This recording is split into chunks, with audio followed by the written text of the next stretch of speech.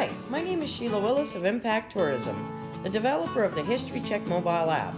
Welcome to History Bytes, your daily dose of Alberta Historical Trivia, brought to you in partnership with Belt Drive Betty Media and the Canadian Motorcycle Tourism Association.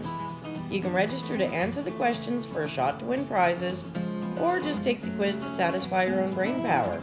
Either way, we're excited to see how much of Alberta's history you really know.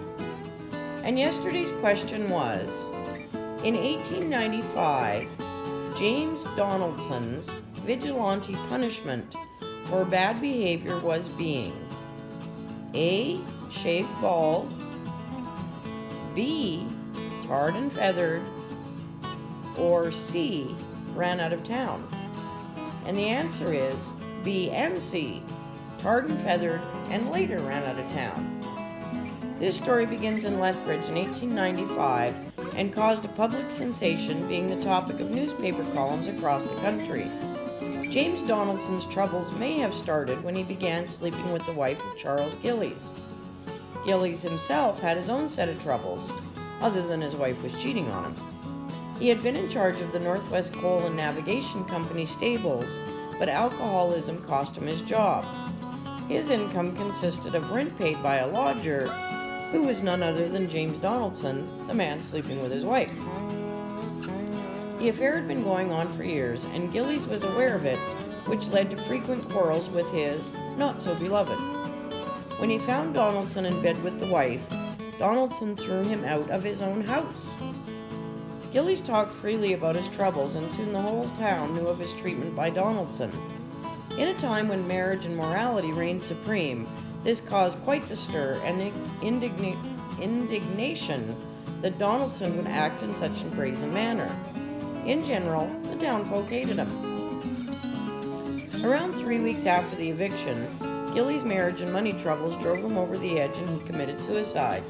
The coroner's office cited suicide while being under mental depression caused by domestic troubles. For Donaldson, the troubles were just beginning. He committed the final act of outrage by not only attending the funeral, but attending it as a chief mourner.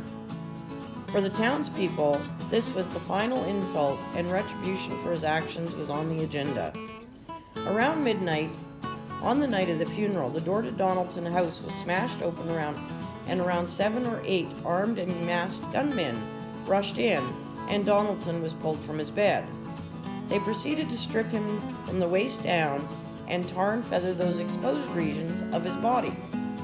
They were kind enough to allow him to put his clothes back on before they drug him through town by a slip knot they had put over his head. The rope tightened enough to choke him, and he was beaten as they dragged him to the Lethbridge house, where he was thrown in and the doors barred behind him from the outside.